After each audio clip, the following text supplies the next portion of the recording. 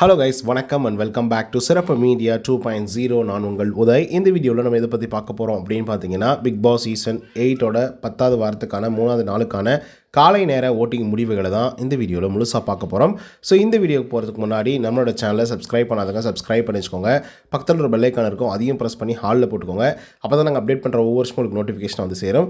அதை தாண்டி இந்த வீடியோக்கு குறைஞ்சபட்சம் ஒரு 1000 லைக்கான எதிர்பார்க்குறோம். ஸோ லைக்கை போடுங்க, வீடியோ பாருங்கள். வாங்க இன்றைய வீடியோக்கு நம்ம வந்து போகலாம். இந்த வாரத்தில் 9 பேர் வந்து நாமினேட் ஆகியிருந்திருக்காங்க. அந்த 9 பேரில் ஏகப்பட்ட மாற்றங்கள்லாம் வந்திருந்தாலும் கூட நம்பர் 1 பொசிஷனில் இப்போதைக்கு வந்து பவித்ரா அவர்கள் தான் வந்துருந்துட்டுருக்காங்க. அவங்க வாங்கிய ஓட்டுகளோட எண்ணிக்கை அப்படின்னு சொல்லி பார்க்கும்போது 74,271 ஓட்டுகளாகும். பர்சன்டேஜ் வைஸ் அப்படின்னு சொல்லி பார்க்கும்போது 22.8% இருந்துகிட்ருக்காங்க நம்மளுடைய பவித்ரா ஜனனி அவர்கள். ஸோ வழக்கமாக எல்லாருக்குமே வாக்குகள் அப்படிங்கிறது வந்து அது மட்டும் இல்லாமல் பர்சன்டேஜ் அப்படிங்கிறது வந்து குறையும். ஆனால் பவித்ரா ஜனனிக்கு வந்து குறையவே இல்லை, அப்படியே வந்து ஃபிக்ஸடாக வந்து இருந்துகிட்ருக்கு. அதுக்கடுத்தான் 2வது பொசிஷனில் சௌந்தர்யா. அவங்க வாங்கிய ஓட்டுகளோட எண்ணிக்கை அப்படின்னு சொல்லி பார்க்கும்போது 65,160 ஓட்டுகளாகும். பர்சன்டேஜ் வைஸ் அப்படின்னு சொல்லி பார்க்கும்போது 20.01% இருந்துகிட்ருக்காங்க சௌந்தர்யா அவர்கள். ஸோ இவங்க அவங்களுடைய தனி வழியில் தான் வந்து போயிட்டுருக்காங்க. ஸோ அவங்களுக்கான ஆர்கானிக்கான ஓட்டிங்ஸ் அப்படிங்கிறது வந்து விழுந்துகிட்டே வந்து இருந்துகிட்ருக்கு. என்னென்னா லாஸ்ட் வீக்குக்கும் இந்த வீக்குக்கும் ஏகப்பட்ட வித்தியாசங்கள் வந்து இருந்துகிட்ருக்கு. அதில் எந்த விதமான மாற்று கருத்துமே கிடையாது. இனிவரும் காலங்களில் இது சேஞ்ச் அவுட் ஆகுமா அப்படிங்கிறத பொறுத்திருந்து பார்ப்போம். அதுக்கடுத்து 3வது பொசிஷனில் நம்மளுடைய ஜாக்லின். அவங்க வாங்கிய ஓட்டுகளோட எண்ணிக்கை 32,471 ஓட்டுகளாகும். பர்சன்டேஜ் வைஸ் அப்படின்னு சொல்லி பார்க்கும்போது 9.97% இருந்துகிட்ருக்காங்க நம்மளுடைய ஜாக்லின் அவர்கள். ஸோ ஜாக்லினுக்கு ரொம்ப குறைவான வாக்குகள் தான். ஏன்னா ஆரம்ப காலகட்டத்திலேருந்தே நல்ல வாக்குகள் வாங்கிட்டு இருந்த ஜாக்லின் சடனாக வந்து பார்த்திங்க அப்படின்னா ஒரு பெரிய பிரச்சனையின் காரணமாக ஜாக்லின் அவர்களுக்கு ரொம்ப ரொம்ப குறைவான வாக்குகள் வருகிறதோ அப்படிங்கிற மாதிரி வந்து தோணுது. அதுக்கடுத்து 4th பொசிஷனில் the one and only Arun Prasad அவர்கள் வந்து இருந்துகிட்ருக்காரு. அவர் வாங்கிய ஓட்டுகளோட எண்ணிக்கை அப்படின்னு சொல்லி பார்க்கும்போது 30,233 ஓட்டுகளாகும். பர்சன்டேஜ் வைஸ் அப்படின்னு சொல்லி பார்க்கும்போது 9.28% வந்து இருந்துகிட்ருக்காரு நம்மளுடைய அருண் பிரசாத் அவர்கள். ஸோ அருண் பிரசாத் இந்த வாரத்தில் ஏதாவது சம்திங் வந்து பண்ணி ஆகணும் அப்படின்னு சொல்லிட்டு மும்பரமாக வந்து இருந்துகிட்ருக்காரு. அதிகப்படியான வார்த்தைகளும் வந்து விடுறாரு. நிறைய இடங்கள் வந்து ஓவர் டூ பண்ணாலும் கூட மக்கள் வந்து அவருக்கான ஆதரவுகளை வந்து தெரிவிச்சுட்டு தான் வந்து இருக்காங்க. ஸோ அதனால தான் 4வது பொசிஷனுக்கு வந்து முன்னேறி இருக்காரு. அதுக்கடுத்தா 5th பொசிஷனில் நம்மளுடைய அன்ஷிதா அவர்கள் வந்து இருந்துகிட்ருக்காங்க. அவங்க வாங்கிய ஓட்டுகளோட எண்ணிக்கை 27,701 ஓட்டுகளாகும். பர்சன்டேஜ் வைஸ் அப்படின்னு சொல்லி பார்க்கும்போது 8.5% இருந்துகிட்ருக்காங்க நம்மளுடைய அன்ஷிதா அவர்கள். ஸோ அன்ஷிதா அவர்கள் பெருசாக கேமில் எந்த விதமான சேஞ்சஸும் கொண்டு வரல, எதுவும் பெருசாக விளையாடவும் இல்லை. ஸோ அவங்களுக்கான ஆர்கானிக்கான ஃபேன்ஸ் மட்டும்தான் ஓட்டிங்ஸ் அப்படிங்கிறது வந்து போடுறாங்க. ஸோ அப்படி இருந்தும் 5th பொசிஷனில் இருக்கிறது குறிப்பிடத்தக்க ஒரு விஷயமாக பார்க்கப்படுது. அதுக்கடுத்து அன்ஷிதாவை தொடர்ந்து 6வது பொசிஷனில் நம்மளுடைய ரயான் அவர்கள் வந்து இருந்துகிட்ருக்காரு. அவர் வாங்கிய ஓட்டுகளோட எண்ணிக்கை அப்படின்னு சொல்லி பார்க்கும்போது 25,456 ஓட்டுகளாகும். பர்சன்டேஜ் வைஸ் அப்படின்னு சொல்லி பார்க்கும்போது 7.82% இருந்துகிட்ருக்காரு நம்மளுடைய ரயான் அவர்கள். ஸோ ரயானை பொறுத்தவரையிலையும் ஒரு நல்ல வாக்குகள் வாங்கியிருக்காரு. நான் ஒவ்வொரு வீடியோலையும் சொல்கிறது ஒரே விஷயம் மட்டும்தான், இந்த பையனால் நல்லா பேச முடியும், நல்லாவும் கேம் ப்ளே பண்ணிகிட்ருக்காரு. ஸோ இதே மாதிரி இன்னும் கொஞ்சம் கண்டினியூஸ் பண்ணார் அப்படின்னா இன்னும் கூட நல்ல வாக்குகள் வாங்குறதுக்கான வாய்ப்புகள் இருக்குது. அதுக்கடுத்த 7வது பொசிஷனில் நம்மளுடைய சத்யா அவர்கள் இருந்துகிட்ருக்காரு. அவர் வாங்கிய ஓட்டுகளோட எண்ணிக்கை அப்படின்னு சொல்லி பார்க்கும்போது 24,925 ஓட்டுகளாகும். பர்சன்டேஜ் வைஸ் அப்படின்னு சொல்லி பார்க்கும்போது 7.65% இருந்துகிட்ருக்காரு நம்மளுடைய சத்யா அவர்கள். ஸோ சத்யா அவர்களுக்கு ஒரு பெரிய ஓப்பனிங் எல்லாம் கிடையாது. எப்பவுமே ஆவரேஜாக வாங்கக்கூடிய வாக்குகள், அவருக்கான வாக்குகளை ஆர்கானிக்காக எப்பவுமே வந்து வாங்கிட்டு இருப்பார். ஸோ அதை வச்சுக்கிட்டு மட்டும்தான் இத்தனை நாட்கள் வந்து சர்வைவ் ஆகிட்டு இருந்தார். ஸோ இதுக்கப்புறம் சர்வைவ் ஆகிறதுக்கான வாய்ப்புகள் இருக்குது. ஏன்னா இவருக்கு கீழே 2 பேர் வந்து இருந்துகிட்ருக்காங்க. பட் ஒரு வேளை மிட்வீக் எவிக்ஷன் இல்லை டபுள் எவிக்ஷன் நடந்துச்சு அப்படின்னா குளறுபடி நடக்கிறதுக்கான வாய்ப்புகள் இருக்குது. அதுக்கடுத்தா விஜய் விஷால் 8வது பொசிஷன். அவர் வாங்கிய ஓட்டுகளோட எண்ணிக்கை 24,513 ஓட்டுகளாகும். பர்சன்டேஜ் வைஸ் அப்படின்னு சொல்லி பார்க்கும்போது கிட்டத்தட்ட 7.53% வந்து இருந்துகிட்ருக்காரு நம்மளுடைய விஜய் விஷால் அவர்கள். ஸோ என்ன தான் ஆச்சு விஜய் விஷாலுடைய ஃபேன்ஸ்க்கு அப்படின்னு கேள்வி கேட்குற அளவுக்கு ரொம்ப ரொம்ப குறைவான வாக்குகள் தான் வந்து வாங்கிட்டுருக்காரு நம்மளுடைய விஜய் விஷால் அவர்கள்.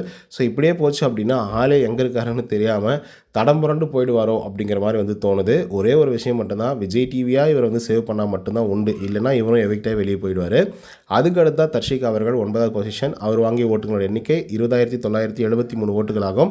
பர்சன்டேஜ் வைஸ் அப்படின்னு சொல்லி பார்க்கும்போது 6.44% இருந்துகிட்ருக்காங்க நம்மளுடைய தர்ஷிகா அவர்கள். ஸோ தர்ஷிகா தான் இந்த வாரம் எவிக்ட் ஆகி வெளியே போகிறாங்க அப்படிங்கிறதுல மாற்றுக்கிறதே இல்லை. ஏன்னா ஒவ்வொரு வாரமும் மிஸ் ஆகிட்டே வந்து இருந்தது. யார் போனாலும் சரி, போகலனாலும் சரி, சாச்சனா கூட உள்ளே இருக்கட்டும், ஆனந்தி கூட உள்ளே இருக்கட்டும், ஆனால் தர்ஷிகா எவிக்ட் ஆகி வெளியே போகணும் அப்படின்னு சொல்லி ஒட்டுமொத்த பேரும் கரிச்சு கொட்டிட்டு இருந்தாங்க. அதுக்கான ரீசன் என்ன அப்படின்னு பார்த்தீங்கன்னா, இவங்க இந்த காதல் கன்றாவி அப்படின்னு சொல்லிட்டு ஒரு விஷயத்த வந்து பண்ணாங்க. அது பார்க்குறதுக்கு நிஜமாக யாருக்குமே வந்து பிடிக்கல, சகிக்கவும் இல்லை அப்படின்னு தான் வந்து சொல்லி ஆகணும். இதில் டபுள் சைடு காதல்னா கூட பரவாயில்ல, இது ட்ரையாங்கிள் காதலாக போயிட்டு இருந்தது. ஸோ அந்த ட்ரையாங்கிள் காதல் சுத்தமாகவே யாருக்குமே ஒர்க் அவுட்டே ஆகலை. ஓரளவுக்கு ஒர்க் அவுட் ஆகியிருந்தாலும் கூட கண்டிப்பாக வந்து இவங்கெல்லாம் வந்து இன்னும் கூட வந்து வீட்டுக்குள்ளே இருந்திருக்கலாம், சேஃப்டியாக இருந்திருக்கலாம். அதை சொல்கிறேன். இருக்கிறாங்க, இப்பயும் இருக்கிறாங்க. பட் சேஃப்டி இல்லாமல் தான் வந்து இருந்துகிட்ருக்காங்க.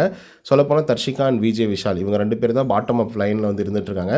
ஸோ அப்படி இருக்கும்போது ஒரு வேளை டபுள் எவிக்ஷன் இருக்குது, ஒரு வேளை வந்து ஓட்டிங் பிரகாரமே வந்து நம்ம எவிக்ஷனுக்கு கொண்டு போகலாம் அப்படிங்கிற மாதிரி ஒரு முடிவில் இருந்தாங்க அப்படின்னா, தர்ஷிகா அண்ட் விஜய் விஷால் இவங்க 2 பேருமே ஒட்டுக்கா வந்து எவிக்ட் ஆகிறதுக்கான வாய்ப்புகள் இருக்குது. ஒரு வேளை இன்கேஸ் இந்த வாரத்தில் டபுள் எவிக்ஷன் இருந்துச்சு அப்படின்னா.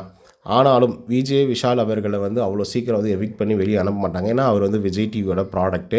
சில பேருக்கு வந்து கண்டிப்பாக காம்ப்ரமைஸ், அது மட்டும் இல்லாமல் வந்து பார்த்திங்கன்னா ப்ராமிஸ் அப்படின்றதெல்லாம் வந்து இருக்கும் பிக் பாஸ் வீட்டுக்குள்ளே. ஏன்னா ஒன்றுமே பண்ண மாட்டாங்க, ஆனால் கடைசி ஸ்டேஜ் வரைக்கும் உள்ளே கூப்பிட்டு வந்து விடுவாங்க அவங்களுடைய ப்ராடக்டாக இருந்தால்.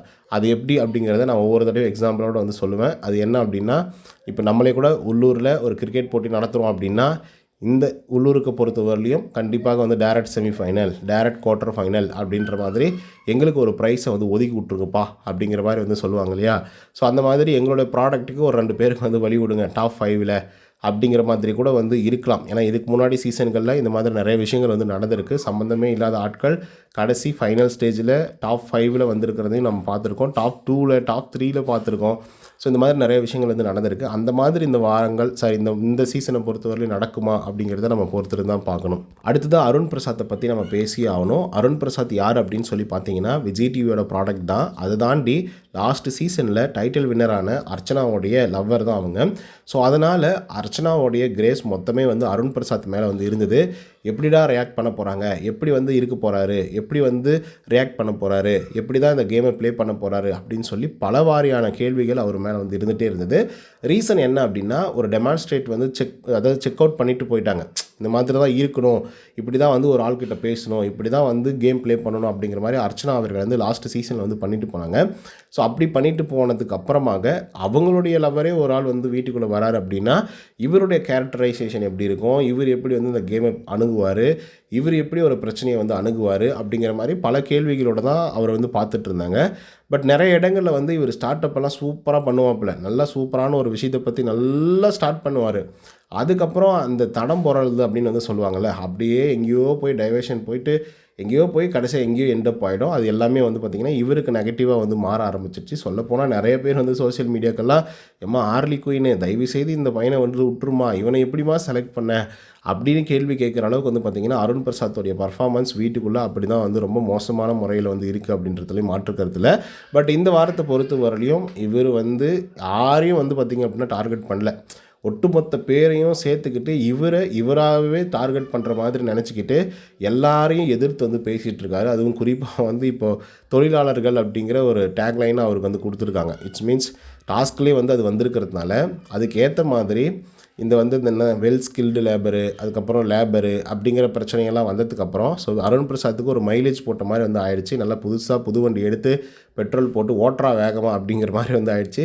ஸோ அதை வச்சுக்கிட்டு அடித்து தும்சம் பண்ணிகிட்ருக்காரு. So end of the day general audience என்ன எதிர்பார்ப்பாங்க அப்படின்னா, ஒட்டுமொத்த பேரும் யாரை எதிர்க்கிறாங்க அப்படின்னு தான் பார்ப்பாங்க. ஸோ யாரை எதிர்க்கிறாங்களோ அவங்களுக்கு நம்ம சப்போர்ட் பண்ணுவோம் அப்படிங்கிற ஒரு கண்ணோட்டமும் வந்து இருக்குது. அதை தாண்டி இப்போ தீபக்கை வந்து பிடிக்காத ஆட்களும் இருப்பாங்க, முத்துக்குமரனை பிடிக்காத ஆட்களும் இருப்பாங்க, சௌந்தர்யாவை பிடிக்காத ஆட்களும் வந்து இருப்பாங்க. ஸோ அப்படி வந்து இருக்காங்க அப்படிங்கிற பட்சத்தில் சரி ஓகே, இவன் எல்லாரையும் எதிர்க்கிறது யாரா அப்படின்னு பார்த்தா அருண் பிரசாத் எதுக்குறான், சரி போடுறான் அவனுக்கு ஓட்டை அப்படின்னு சொல்லி போடுறவங்களும் இருக்காங்க. பட் அது வந்து இந்த மாதிரி ஒரு எமோஷன்ஸ் வந்து ஓட்டாக கன்வெர்ட் ஆச்சு அப்படின்னு கேட்டிங்கன்னா கண்டிப்பாக கிடையாதுன்னு தான் நான் வந்து சொல்லி ஆகணும். ஏன்னா அப்படி ஒரு வேளை வந்து முத்துக்குமரனுடைய ஏட்டர்ஸோ இல்லை வந்து தீபக்கோட ஏட்டர்ஸோ அதே மாதிரி சௌந்தர்யாவோட ஏட்டர்ஸோ அவங்கெல்லாம் வந்து பார்த்திங்கன்னா ஒரு வேளை அருண் பிரசாத்துக்கு வந்து ஓட்டிங்ஸை போடலாம் அப்படிங்கிற ஒரு முடிவில் இருந்திருந்தாங்க அப்படின்னா அருண் பிரசாத் தான் இந்த வாரத்தோட முதல் நபராக இருந்திருப்பார் அதிகப்படியான வாக்குகள் வாங்குறதுல. ஆனால் அதுவும் வந்து நடக்கலை. பட் முக்கியமான விஷயம் என்னென்னா, இந்த வாரத்தோட தொடக்கத்தில் 8வது பொசிஷனில் வந்து ஆரம்பித்தார். சொல்லப்போனால் வந்து டப்பா அருண் அவர்கள் டேஞ்சர் ஜோனில் ஆரம்பித்து இப்போ படிப்படியாக அப்படியே முன்னேறி 4வது பொசிஷனுக்கு வந்து வந்திருக்காப்புல. ஸோ அதுக்காக நம்ம மிகப்பெரிய ஒரு ஆட்ஸ்அப் வந்து பண்ணியாகணும். ஸோ இதுதான் வந்து பார்த்திங்க அப்படின்னா இன்றைக்கான ஓட்டிங் முடிவுகள், அதுவும் காலை நேர முடிவுகள். ஸோ இதுக்கப்புறம் என்னென்ன நடக்குது அப்படின்றத நம்ம பொறுத்து தான் பார்க்கணும். ஓகே கைஸ், இந்த வீடியோ உங்களுக்கு வந்து பிடிச்சிருக்கும்னு நினைக்கிறேன். இந்த வீடியோவில் யார் யார் எந்தெந்த பொசிஷனில் இருந்தாங்க, யார் எவ்வளோ ஓட்டிங்ஸ் வந்து வாங்கியிருக்காங்க, யாரெல்லாம் மேலே போயிருக்காங்க, கீழே வந்திருக்காங்க அப்படிங்கிறத பற்றி டீட்டெயிலாக பார்த்தோம். இந்த வீடியோ உங்களுக்கு வந்து பிடிச்சிருந்தா லைக் அண்ட் சப்ஸ்கிரைப் பண்ண மறந்துடாதீங்க. இன்னொரு தகவலும் சந்திக்கிறேன். Until then by from Uday. நன்றி, வணக்கம்.